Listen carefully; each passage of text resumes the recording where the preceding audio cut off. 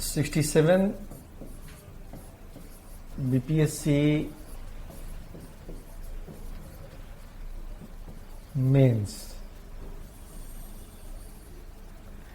ये 67th BPSC mains के लिए स्ट्रेटजी बीपीएससी एकेडमी की तरफ से स्टार्ट हो रही है पूरी क्लासेस, और उसी की स्ट्रेटजी का मैं डिस्कशन करने जा रहा हूं। हम लोगों ने बहुत रिजल्ट दिए हैं बीपीएससी एकेडमी की तरफ से, और जो एक यूनिट ऑफ सक्सेस आईएएस का रहा है इसकी तरफ से मैं प्रकाश रंजन जो है वो, और करीब 15 इयर्स का मेरा अनुभव है, और 2006 से मैंने रिजल्ट देना बिहार में शुरू किया, और अब तक के स्टूडेंट्स जो है वो हमारे जो छात्र हैं, कई छात्र अभी वो बड़े सीनियर पोजीशंस में हैं, जो छपरा में डीसीएलआर हैं, ऐसे एडीएम स्तर पे लोग, वो एसडीएम के ऊपर भी स्तर पे लोग पहुंच चुके हैं जो, और तब से ये निरंतर परंपरा रही है। अगर हाल के वर्षों में देखें तो 65th बीपीएससी में भी 40 से अबव हमारे रिजल्ट्स हैं, जिसमें टॉपर 8वीं रैंक है, 66वीं में हमने बहुत सारे रिजल्ट्स दिए हैं। सबकी जो क्रक्स है वो ये है कि आंसर राइटिंग स्किल्स कैसे आप डेवलप करते हैं, साथ ही क्लासेस जो है वो किस फॉर्म में आपको दी जाती हैं। तो आपके पास मेंस परीक्षा पास करना बेहद आसान है, बहुत आसान है। तो हम लोग जो कार्यक्रम जो शुरू करने जा रहे हैं, इसमें आज एक छोटी सी रणनीति पे, एक स्ट्रेटजी पे चर्चा होगी जो, और पूरी हमारी टीम इसमें रहेगी। जो पॉलिटी के अलग टीचर होंगे आपके सामने, मेंटोर आप कह सकते हैं, साइंस एंड टेक्नोलॉजी के अलग होंगे, स्टैट के अलग होंगे, जो जीएस पेपर 1 और जीएस पेपर 2। तो जीएस पेपर 1 के लिए जो आपके 3 खंड हैं, हिस्ट्री का खंड है, नेशनल और इंटरनेशनल इवेंट्स का खंड है, और स्टैट है। और फिर इसी तरीके से जीएस पार्ट 2 में जो पॉलिटी का खंड है, ज्योग्राफी और इकोनॉमी का सेगमेंट है, और फिर साइंस एंड टेक्नोलॉजी का सेगमेंट है, यानी कि टोटल मिलाकर के 3-3 6 होगा। इस 6 पे जो है बिल्कुल 15 से 20 क्वेश्चन जो है टिपिकली हमेशा उसी सेगमेंट से और विशेष टॉपिक से आते रहे। अगर सब पे 15-15, 20-20 क्वेश्चन आपके पास तैयार हो जाएं, 100 से लेकर 120 क्वेश्चन को अच्छे से फाइल बना करके आप अगर उसको प्रैक्टिस कर लेते हैं, तो कोई ऐसी चीज नहीं है कि आप एग्जाम क्रैक नहीं करेंगे। और उसी स्ट्रेटजी पे हमने अगर पूरा कैलकुलेशन में करूं तो कम से कम जो है एबव 500 लोग सिलेक्शन प्राप्त किए हैं। अब आइए कि हम लोग जो है जो कार्यक्रम जो शुरू करने जा रहे हैं, इसको 15 से 20 दिसंबर के बीच में हम लोग एंड कर देंगे। रोज आपकी मिनिमम 2 क्लास, मैक्सिमम 3 क्लास से चला करेगी। अब आइए आज मैं शुरुआत करता हूं कि बेसिक रूप से और बीपीएससी पूरे मेंस में करना आपको क्या है। आपके लिए करना यह है कि मेरा जो सेगमेंट होगा मॉडर्न इंडिया और कल्चर का होगा, और मेरे ही लीडरशिप में ये पूरी चीजें चलेंगी। जो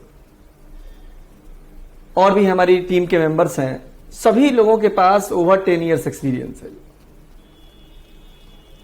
इसमें मेरा सेगमेंट ये होगा, बाकी पॉलिटी के लिए सब लोगों के लिए अलग अलग लोग आएंगे। मेंस के स्ट्रेटजी में आपको करना यह है कि जो जीएस का पेपर है, एक मैं ओवरऑल डिस्कस कर दे रहा हूं। जीएस का पेपर है, इसमें जो है वो मोर देन 150 नंबर आपको जो है प्राप्त करना है। ऐसे ही जीएस का पेपर 2 आपके पास है। जो पेपर 2 है उसमें भी आपको 150 नंबर एटलीस्ट प्राप्त करना है, और प्लस आपका जो ऑप्शनल पेपर जो होगा, जो आपका ऑप्शनल पेपर होगा, उस ऑप्शनल पेपर में भी मोर देन 150 आपको प्राप्त करना है। ये हम टारगेट दिखा रहे हैं और बिल्कुल अचीव होने वाला है। टोटल का जोड़ क्या आता है, 450 आता है। इस बार का 66वीं का कट ऑफ गया है 454 नंबर। तो ऐसे में आप, एक हम मिनिमम बता रहे हैं, 460 जा सकता है। तो एक आपका क्या करना है कि 300 मार्क्स में आपको 150 लाने हैं। बहुत मुश्किल नहीं है, बहुत आसान है, केवल आप हमारे साथ बने रहिए। बहुत आसान है। इवन मेरे कई सारे स्टूडेंट्स हैं जो कि मात्र स्पेक्ट्रम और मेरे यहाँ टेस्ट सीरीज कर करके हिस्ट्री में 100 ऑप्शनल तक में जो 170 नंबर, कई हमारे ऐसे स्टूडेंट्स हैं जो कि कई बहुत सारे उसका एग्जाम्पल मैं दे सकता हूं, लेकिन मैं उसमें नहीं जा रहा हूं अभी। मैं ये देख रहा हूं कि और खास करके हम लोग अभी इस जीएस के पेपर 1 पे मैं चर्चा करने जा रहा हूं, और इसमें आपको देखिएगा कि जो हम लोग जो इसमें देखेंगे कि मॉडर्न हिस्ट्री जो है वो आपका मॉडर्न हिस्ट्री जो है वो और कल्चर पे कितने सिगमेंट हैं। सबसे पहले हम लोग जो है वो कल्चर वाले सिगमेंट पे जो है वो हम लोग आएंगे। इसमें देखिएगा कि 38 नंबर के आपके 3 क्वेश्चन आएंगे 114 नंबर के। इस बार का जो ट्रेंड है उसमें अमूमन हमारे यहां से जितने पास किए हुए विद्यार्थी हैं जो कि सफलतम हुए हैं,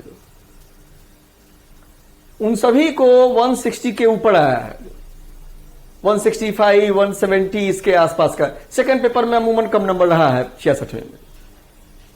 तो इसमें क्या होगा कि ये आउट ऑफ 6 क्वेश्चन आपको 3 क्वेश्चन बनाने हैं। हम लोग 20 टॉपिक पे खूब मजे से तैयार कर लेंगे, वही रिपीट बार बार होता है। तो और बाद में जो अगले जो टीचर्स आएंगे, मेंटर आपके आएंगे, वो अलग स्ट्रेटजी पे चर्चा करेंगे। तो हमारे पास है कि 114 नंबर की स्ट्रेटजी पे मैं चर्चा करने जा रहा हूं। कल्चर वाले पार्ट पे आप आइएगा तो हम लोग टॉपिक वाइज तैयार करेंगे। पहला टॉपिक है कि पटना कलम जैसे है, पटना कलम। कभी काल कलम जो है वैसे लिखा जाता है, कभी काल ऐसे भी लिखा जाता है, दोनों तरीके से बीपीएससी ने पूछा। दूसरा टॉपिक है मॉडर्न आर्ट, जो मॉडर्न आर्ट जो मॉडर्न आर्ट एंड आर्किटेक्चर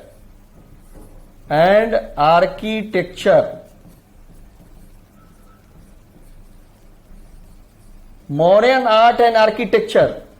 देखिएगा इसमें आराम से बाद में मैं बताऊंगा। इसमें स्कल्पचर भी है, अलग से एक बार का सवाल आया हुआ है, स्कल्पचर पे भी आया है।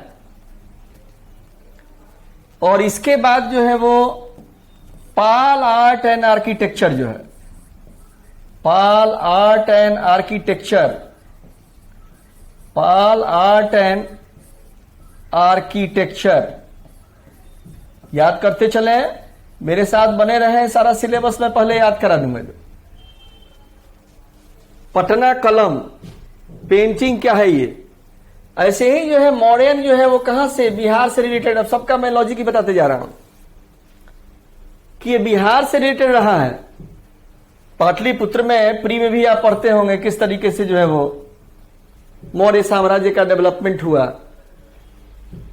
तो मॉडर्न आर्ट और आर्किटेक्चर, आर्किटेक्चर का मतलब कि जो है जिसको कि वास्तुशास्त्र कहा जाता है, वास्तुकला जो, उसमें उनके महल कैसे बने, कैसे अशोक के पिलर्स बने, उसकी विशेषताएं क्या हैं, ईरानी स्तंभों से कैसे तुलना की जाती है, बहुत सारे डायमेंशंस उसके हैं, जो कैसे उसकी पॉलिश शानदार है, इन सभी बातों का डिस्कस होगा इसमें।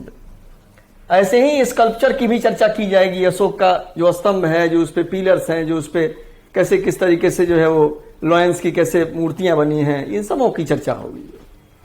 अब उसी को आप उसमें बना करके भी खाका भी अगर देंगे तो मार्क्स कैसे बढ़ेगा, ये सब स्किल्स पे चर्चा की जाएगी जो है। अभी तो मैं एक प्रारंभिक तौर पे बता रहा हूं। इसी तरीके से पालों का भी योगदान खूब रहा है बिहार में।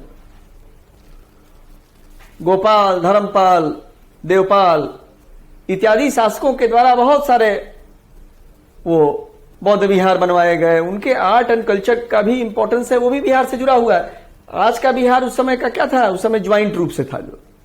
तो सबका ये इसी से ये तीनों से जो है वो इसी 3 विषयों से लेकर के हर एक साल 6 में से कोई एक क्वेश्चन होगा।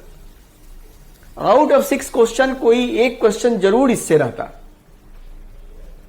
कभी एक रहेगा, कभी इस पे रहेगा, कभी इस पे रहेगा। इस तरीके से ये 3-4 टॉपिक भी घुमा फिरा करके ये आपसे जो है वो पूछा जाएगा। अब हम आते हैं नेक्स्ट पेज में, हम अब आते हैं इसके बाद से जो है वो ट्राइबल रिवोल्ट जो है, ट्राइबल रिवोल्ट जो, ठीक है। ट्राइबल रिवोल्ट जो है वो इसका आप ऐसे कह सकते हैं कि वो बी है। अगर पहला हमने एक कल्चर लिया है तो ये बी है। आप इसको सेकंड टॉपिक भी कह सकते हैं, दूसरा टॉपिक वो पहला टॉपिक था। ट्राइबल रिवोल्ट में भी सीधा सा है, बेसिकली आपको जो है वो पूछा जाएगा, एक जो है वो पहला पूछा जाएगा सांथाल जो है, सांथाल रिवोल्ट आपके लिए जो है वो इसमें पूछा जाएगा। इसी तरीके से बिरसा मूवमेंट, बिरसा रिवोल्ट जो है, बिरसा रिवोल्ट या रिबेलियन दोनों शब्दों का प्रयोग होता है। और एक ओवरऑल ट्राइबल जो है, एक ओवरऑल जो है ट्राइबल जो है रिवोल्ट की पूरी कैरेक्टरिस्टिक पूछी जाती है। पूरी कैरेक्टरिस्टिक जो है वो पूरी कैरेक्टरिस्टिक पूछी जाएगी और फीचर पूछा जाएगा जो, और आपको फीचर पूछा जाएगा जो।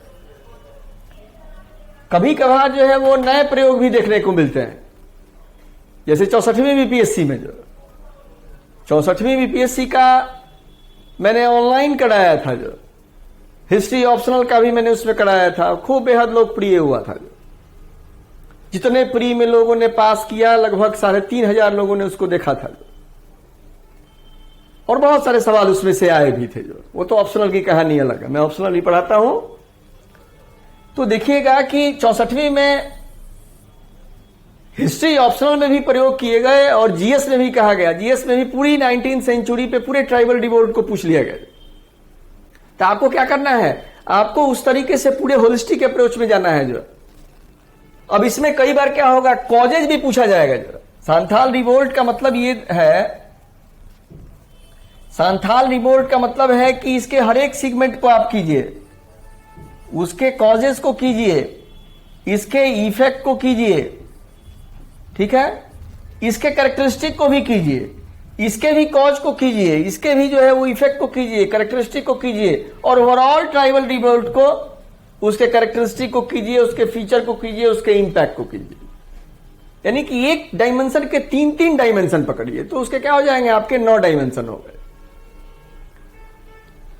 तो इस तरीके से इसके क्वेश्चन एकदम फिक्स हैं, जो है वो आने ही आने हैं। अगर आपने इन सभी के एक बार तैयार कर लिया और सांथाल और बिरसा का तैयार कर लिया, तो इससे मिलाकर के ये बन गया। जब आप लिखिएगा तो सांथाल रिवोल्ट का आप जो है वो खूब अच्छे से मैप बना करके भी आप वो कहां पे ये हो गया, मैप में भी आप दिखा सकते हैं, तो you will get additional marks. तो इस तरीके से, और ये हम लोग मैटर भी देंगे आपको जो है वो, और हिंदी और इंग्लिश मीडियम बोथ मीडियम के लिए उपयोगी होगा। जो लेक्चर जो होगा वो बाइलिंगुअल लैंग्वेज में होगा, जो ठीक है। इसके किस तरीके से और आपको कितने पेज लिखने हैं, जो है 4-4.5 पेज आपको लिखने पड़ेंगे जो है। तो पहले से जब तक प्रैक्टिस नहीं कीजिएगा कैसे होगा, प्री परीक्षा पास मान लीजिए आप कर गए, स्कोर सभी के मैं मान रहा हूं कि जो लोग देख रहे होंगे वीडियोस जो है वो सभी के अच्छे स्कोर होंगे, और खूब अच्छे स्कोर हमारे स्टूडेंट्स के, हमारे ऑफलाइन में भी बहुत सारे लोगों के रहे हैं, और काफी लोगों के मांग पे जो है बीपीएससी एकेडमी आज के डेट में जो है वो पूरे भारत का ऑनलाइन में जो है और इवन ऑफलाइन में भी 1 नंबर जो है वो बना हुआ है। पूरे दिल्ली में ये बेस है, और मोबिशाला के सहयोग से ऑनलाइन में हम लोगों ने इसको आगे बढ़ाने का सोचा है। ऑफलाइन में भी हम लोग काफी सफलता का मुकाम चढ़े हैं। तो ये देखिएगा कि ऐसे मैप से कैसे नंबर आपका बढ़ेगा, जो और कंटेंट में भी अच्छा कंटेंट आप दीजिएगा, जो तब जाकर के होगा। कैरेक्टरिस्टिक आप लिख रहे हैं तो उसमें लिखिए बिरसा का, तो खैर माइन्यूट बातों में मैं ज्यादा, आज की स्ट्रेटजी की ही क्लास है, नहीं तो मैं और उसको इन डेप्थ जो है बताऊंगा और याद करा दूंगा क्लास में। जो मेरे क्लास में कोई भी स्टूडेंट जो है वो याद कर लेता है, बिना याद कराए हुए नहीं निकलता हूं। तो आपको एक एक चीजों का मेरे साथ अगर आप जुड़े रहेंगे तो एक एक बातों को आप याद कर लेंगे। तो इसी तरीके से ट्राइबल रिवोल्ट से ये एक दूसरा इंपॉर्टेंट सेगमेंट है जो। अब आप हम नेक्स्ट सेगमेंट पे आते हैं, और ट्राइबल रिवोल्ट पे ये बता दें, ये भी बिहार से जुड़ा हुआ है। बिहार में जो इतिहास का सिलेबस है वो बड़ा ही प्री से थोड़ा सा अलग है। अलग इसलिए है कि इसमें बड़ी छोटा सिलेबस है जो प्री में बड़े स्तर पे पढ़ना पड़ता है। ओवरऑल इंडियन हिस्ट्री को पढ़ना होता है और बिहार स्पेशल अलग से है। लेकिन यहां भी देखिए लॉजिक समझिए इस बात को, जब लॉजिक समझेंगे तो बड़ा अच्छा से आपको पूरा सिलेबस याद हो जाएगा। भाई बिरसा कहां के थे, तो भाई झारखंड बाद में अलग हुआ, पहले बिहार से ही थे जब बिहार का बंटवारा नहीं हुआ। ऐसे ही संथाल परगना और उस एरिया से संथाल रिवोल्ट हुआ। लेकिन कई बार बीपीएससी जो है वो ट्रैक अपना चेंज करती है, इसलिए ये मत मान के चलिएगा कि थोड़ा बहुत उसमें फ्लेक्सिबिलिटी आपकी रहनी चाहिए। अब पूरे ट्राइबल रिवोल्ट को पूछ लिया गया जो है, तो उसके दो खंड होंगे 1857 से पहले उसके बाद के, तो उसमें सभी ट्राइबल रिवोल्ट आ जाएंगे, पूरे देश के आ जाएंगे। तो आप क्या करेंगे, आप प्री परीक्षा में पढ़े हुए चीज उसी चीज को यहां पे थोड़ा कंबाइन करके उस बातों को लिख देना है। तो इस बात के लिए भी अलर्ट रहना है कि नया प्रयोग भी बीपीएससी कर सकती है थोड़ा बहुत, ठीक है।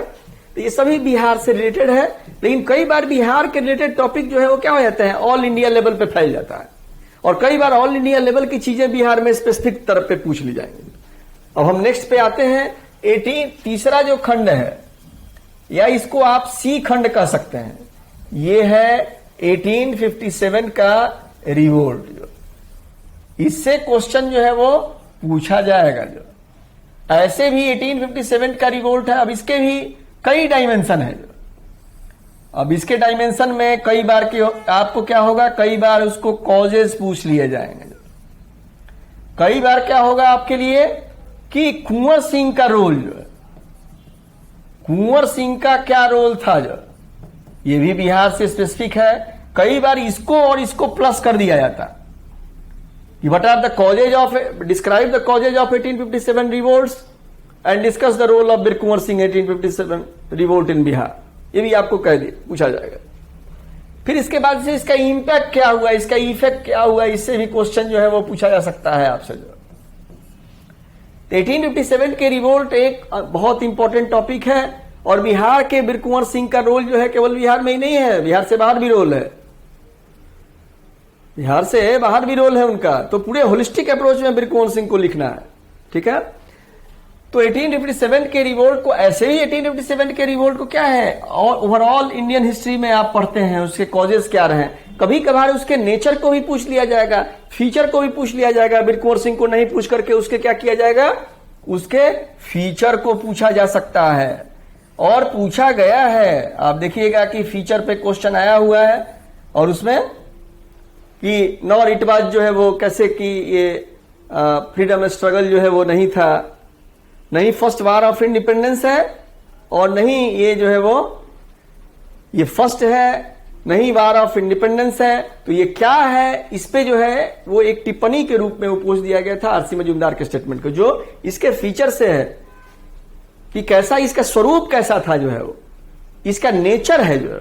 तो फीचर भी हो सकता है, साथ में इसका नेचर भी हो सकता है कि नेचर इसका क्या था, आखिर ये था क्या, क्या सिपाहियों का था, ऐसे बहुत सारे क्वेश्चंस हो सकते हैं। तो इसको होलिस्टिक डायमेंशन में ये आपका होगा। नेक्स्ट आप उसको देखेंगे, नेक्स्ट जो आपका टॉपिक होगा वो फ्रीडम स्ट्रगल है। ये आपका चौथा पॉइंट है, या आप कह लीजिए कि डी है। ये है आपको फ्रीडम स्ट्रगल, ठीक है। ये फ्रीडम स्ट्रगल आपको जो है वो, यानी कि इंडिपेंडेंस के लिए जो है वो, इंडिपेंडेंस के लिए जो है वो नेशनल मूवमेंट से आपको जो है वो, नेशनल मूवमेंट से आपको क्वेश्चन जो है वो पूछे जाने की प्रणाली रही।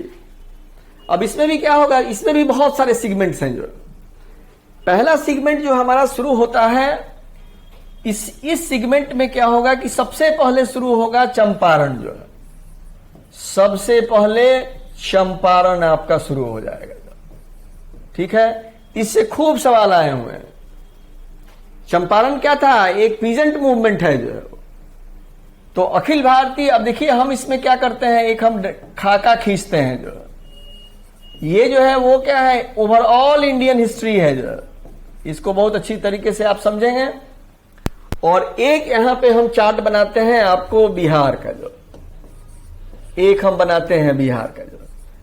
तो ओवरऑल इंडियन हिस्ट्री में क्या है, इसके साथ भी ये रिलेट हो जाता है। चंपारण को ऐसे भी आप पढ़ेंगे कि गांधी का कैसे सत्याग्रह के रूप में है, ठीक है। पहले पीजेंट मूवमेंट में उनकी भागीदारी है, और बिहार के संदर्भ में भी ये चंपारण आया था। तो कई बार क्या है, क्वेश्चन बिहार के संदर्भ में भी पूछे गए हैं। अब इसके बाद क्या होगा, पार्टीशन ऑफ बंगाल जो है उसका बिहार में क्या कुछ प्रभाव पड़ा कि नहीं पड़ा, कैसे बिहार में नेशनलिज्म की कैसे शुरुआत हुई, मॉडर्न बिहार का उद्भव कैसे हुआ, उसके साथ वो जुड़ा हुआ पहलू है। तो ऐसे ही पार्टीशन जो है वो, पार्टीशन ऑफ बंगाल जो है वो, पार्टीशन ऑफ बंगाल जो है वो, उसका बिहार में कैसे जो है वो, क्या उसका इंपैक्ट हुआ जो है वो। तभी तो 1911 में जो है वो अलग हो गया, उसकी घोषणा कर दी गई 12 में किस तरीके से अलग हुआ। तो पार्टीशन ऑफ बिहार क्या हो गया, ये बिहार से भी जुड़ गया, सॉरी पार्टीशन ऑफ जो है वो, यानी कि मॉडर्न बिहार का उद्भव इससे जुड़ा हुआ है। पार्टीशन ऑफ बंगाल जो है, तो बंगाल के जो है वो पार्टीशन से क्या हुआ, मॉडर्न बिहार का जन्म है। तो इसी तरीके से मॉडर्न बिहार पे भी क्वेश्चन जो है वो पूछे जा सकते हैं या पूछे गए भी।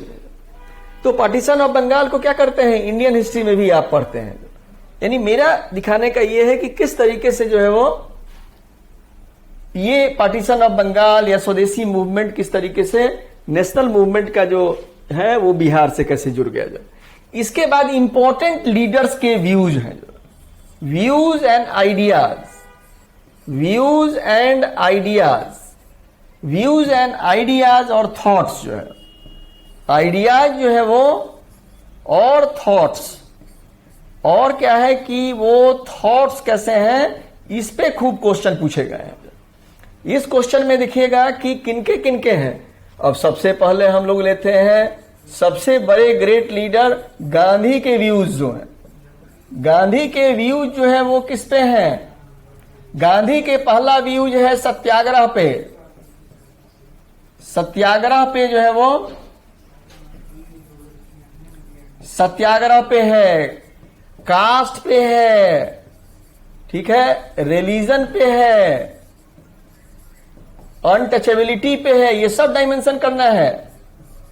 अनटचेबिलिटी पे है, वर्ना सिस्टम पे है, ठीक है। ये सभी क्वेश्चन जो है वो, ये सभी क्वेश्चन जो है वो पूछे गए हैं। तो ये व्यूज में सबसे पहले गांधी के व्यूज पे क्वेश्चन पूछे गए। यूपीएससी में भी पहले ये प्रणाली थी जो है, बहुत पहले यूपीएससी के पुराना जो सिस्टम है, यूपीएससी को भी ध्यान में रखना है, ऐसा बात नहीं है कि बिल्कुल उसको छोड़ देना है। यूपीएससी के में पहले गांधी, नेहरू, टैगोर के विचार पूछे जाते थे अष्टवाइज सिलेबस में, उसको बीपीएससी ने बनाए रखा है। तो और कुछ एडिशनल उसमें जोड़ दिए हैं, जैसे जयप्रकाश नारायण, राम मनोहर लोहिया, इसको उसमें जोड़ दिया गया, ठीक है। तो अब क्या है कि गांधी के व्यूज जो है, अब एक नंबर आइए गांधी का व्यूज जो इंपॉर्टेंट लीडरों में। अब आइए नेहरू का जो, अभी गांधी पे फिर हम लेंगे एक दूसरे मैंने गांधी को दूसरे स्वरूप में भी लेंगे। नेहरू के विचार जो है, नेहरू के विचार क्या है, इसको दो खंड में बांटना है, 1947 से पहले के और 1947 के बाद। तो इसमें देखिए कि नेहरू के जो 1947 के पहले के जो ये हैं, उसमें क्या है, इनके विचार सेकुलरिज्म पे है और कम्युनलिज्म पे है जो, कम्युनलिज्म और सेकुलरिज्म पे जो। तो इनके विचार जो है वो कम्युनलिज्म पे है जो, कम्युनलिज्म और सेकुलरिज्म पे है जो, सेकुलरिज्म पे इनके विचार हैं। ऐसे ही जो है वो बाद के इनके विचार क्या है, फॉरेन पॉलिसी में जब वो भारत के प्रधानमंत्री बन गए तो उनके फॉरेन पॉलिसी के लिए उनको जाना जाएगा जो। मेकिंग ऑफ मॉडर्न इंडिया जो है, मॉडर्न इंडिया में जो है वो उनका क्या रोल है जो, उसके बाद भी तो 62 तक उनका है कार्यकाल, टेन्योर है। तो नेहरू को हम दो खंडों में बांट करके उनके विचारों को हम नॉन अलाइनमेंट पूछा जा सकता है। वो आज के दौर में बड़ा प्रासंगिक हो गया है कि नॉन अलाइनमेंट है कि हम उसके डेविएशन हम लोग वो कर रहे हैं। तो इसके संदर्भ में क्या होगा कि इसके डायमेंशन नेहरू की वो थॉट्स के और विचारों को कई संदर्भों में देखना होगा जो, कैसे पूंजीवाद के ये में थे, समाजवादी विचार उनके कैसे तभी तक नहीं आए हैं समाजवादी विचार, अब मान लीजिए आ ही जाए समाजवादी विचारों पे नेहरू के विचार दीजिए, तो क्या करेंगे आप? तो नेहरू को एक होलिस्टिक अप्रोच में इसमें जो आए हुए हैं वही नहीं, जो प्रोबेबल और क्या हो सकते हैं, जरूरी नहीं मैं कि जो कहूंगा कि वही चीज आ जाए, लेकिन जब आएगा तो आप लिखने में और कामयाब होंगे। क्यों? क्योंकि कम्युनलिज्म और ये विचार जो है, उनके विचार समाजवाद पे भी बहुत इंपॉर्टेंट है। बड़े समाजवादी नेता थे सुभाष चंद्र बोस और जवाहरलाल नेहरू जो है, तो ये आ गए। अब नेहरू के बाद हम दूसरे तीसरे किसको लेंगे? टैगोर को, जो ये ताकि आपको याद हो जाए कि तीनों जो इंपॉर्टेंट लीडर्स के थॉट्स जो है पहले यूपीएससी के सिलेबस में थे, बीपीएससी ने उसी बात को कंटिन्यू रखा है। अब हम देखेंगे टैगोर जो, तो टैगोर क्या थे? टैगोर के विचार जो है वो उनके एक बंगाली लिटरेचर, चूंकि बंगाल से रिलेटेड है, तो बंगाली लिटरेचर में जो है उनका वो क्या कंट्रीब्यूशन है और उसके वो म्यूजिक में उसका क्या, उनके जो सोशल कल्चरल जो थॉट्स हैं उनका क्या है, उनके इंटरनेशनलिज्म पे उनके थॉट्स क्या हैं, ऐसे करके टैगोर के भी कई सारे डायमेंशन उसके बनते हैं। टैगोर के भी कई सारे डायमेंशन बनते हैं। फिर उसके बाद से जेपी की बड़ी भूमिका रही है। तो जयप्रकाश नारायण जो है वो बिहार से रिलेटेड है, तो जयप्रकाश नारायण के भी विचार है। जयप्रकाश नारायण के विचार 1947 से पहले के हैं, 1947 के बाद की भी भूमिका है। 1947 से पहले वाले पूछे गए हैं, बाद वाले नहीं पूछे गए हैं। तो समग्र क्रांति का जो उन्होंने नारा दिया उस पर भी सवाल पूछे जा सकते हैं, जो नहीं पूछे गए हैं तो ये प्रोबेबल है। तो हम तो आपको बताएंगे कि इनमें भी 1947 से पहले आप करिए, है ना, और फिर एक 1947 के बाद के जयप्रकाश जेपी के विचार। उसी तरीके से लोहिया जी के विचार जो है वो, तो लोहिया जी के विचार जो है उनके सोशल और इकोनॉमिक, उनके लोहिया जी के क्या विचार हैं। तो इस तरीके से बहुत सारे जो इंपॉर्टेंट, अब राजेंद्र प्रसाद को लीजिए। राजेंद्र प्रसाद का कोई विचार नहीं है, लेकिन वो नेशनल मूवमेंट में उनका क्या कंट्रीब्यूशन है वो पूछा जाएगा। तो इस तरीके से इंपॉर्टेंट जो लोग हैं जो उनके ये हैं, उनके विचारों में जेपी, लोहिया, ये सभी को आपको पढ़ना है, ठीक है। अब इसके बाद से हम आते हैं कि किस तरीके से जो है वो नेशनल मूवमेंट के और भी खंडों को अगर हम देखेंगे, इंपॉर्टेंट लीडर्स हो गए, उनके व्यूज हो गए, ठीक है।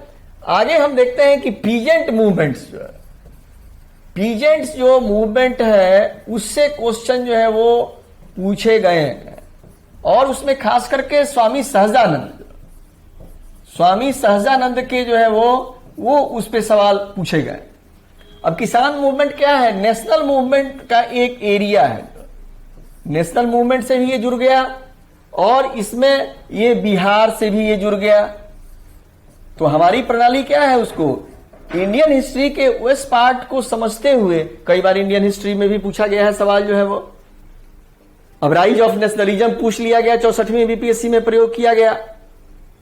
तो ओवरऑल इंडियन हिस्ट्री से, यानी कि नेशनल मूवमेंट जो है वो भारत के नेशनल मूवमेंट से राइज ऑफ नेशनलिज्म पूछ दिया गया। राइज ऑफ नेशनलिज्म वो पूछ दिया गया जो है वो, राइज ऑफ नेशनलिज्म पूछ लिया गया। तो ऐसा नहीं है, महत्वपूर्ण खंडों को ध्यान में रखना है आपको जो है वो।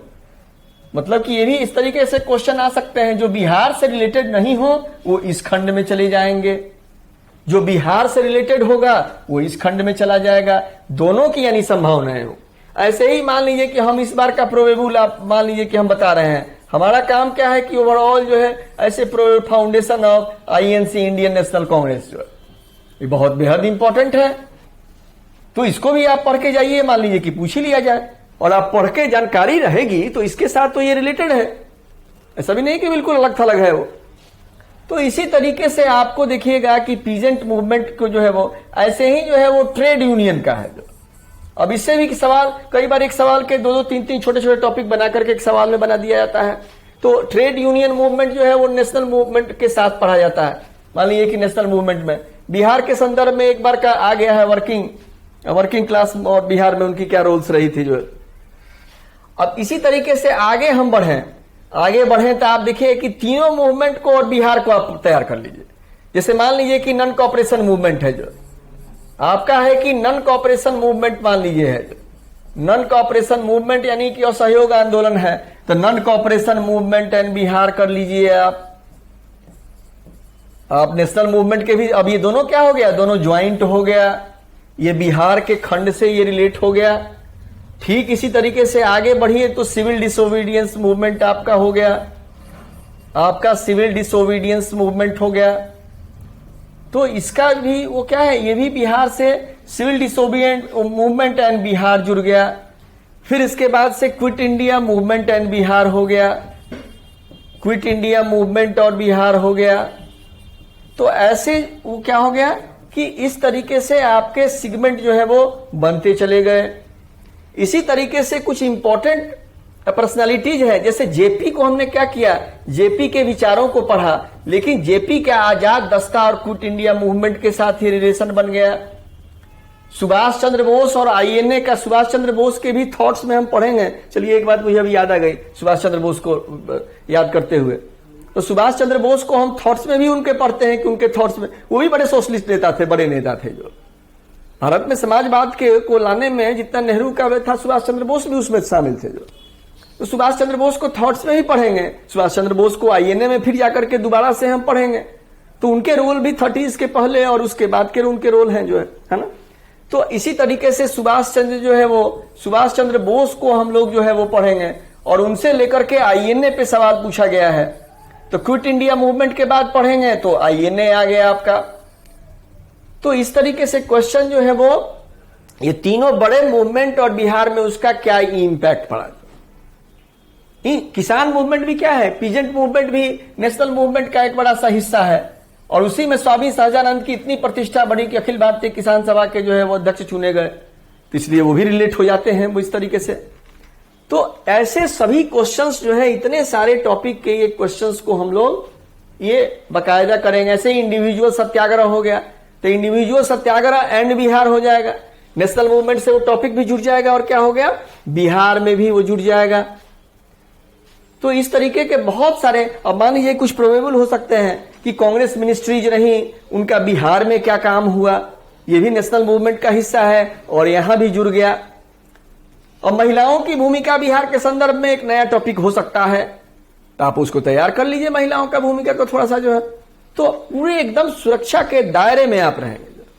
और उसमें 160 तो मिनिमम लोग पाए हैं हमारे यहाँ, उसमें आप 180-90 जाइए, ऊपर का पोस्ट देखिए, एसडीएम और डीवाईएसपी के लिए प्रयास करिए। मेरी क्लास से जो है वो जब तक 170-75 नहीं मिलता है तब तक उसका वो पूरा लाभ उठाइए उसका जो।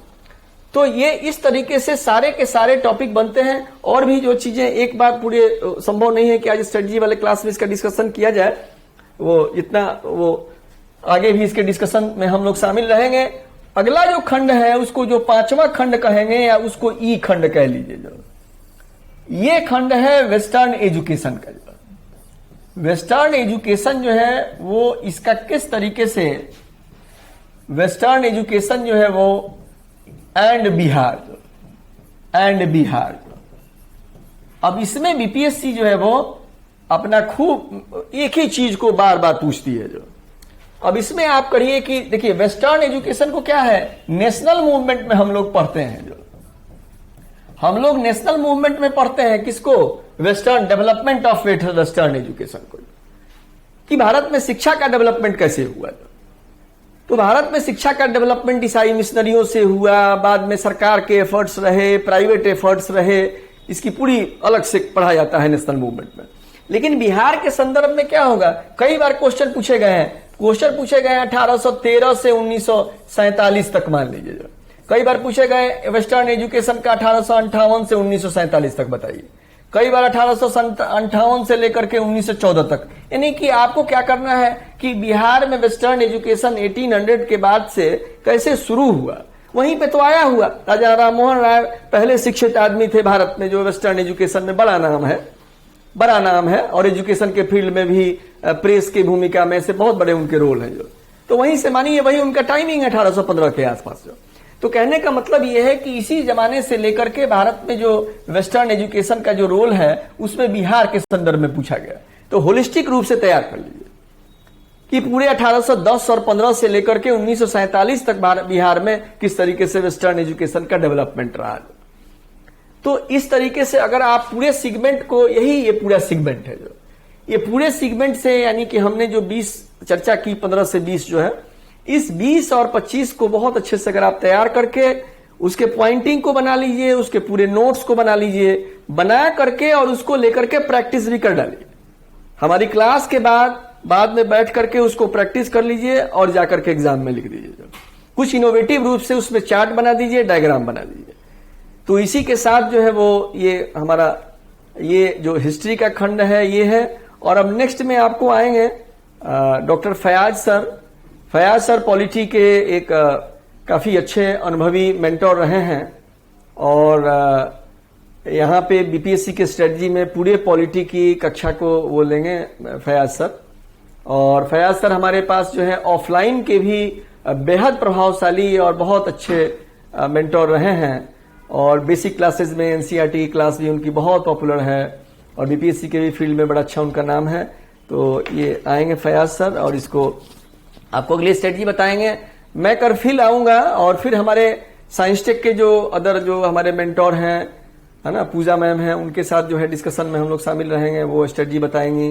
ज्योग्राफी के लिए के सर आएंगे, वो अपनी भूमिका को बताएंगे। दिल्ली के जितने सर्वप्रतिष्ठित शिक्षक हैं वो सभी हमारी टीम में जुड़े हुए हैं।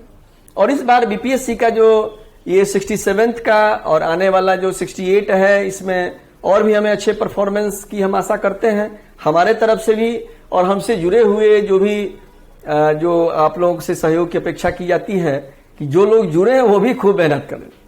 और इसी के साथ आपका धन्यवाद जो है वो इस स्ट्रेटजी के कक्षा में। Okay, thanks.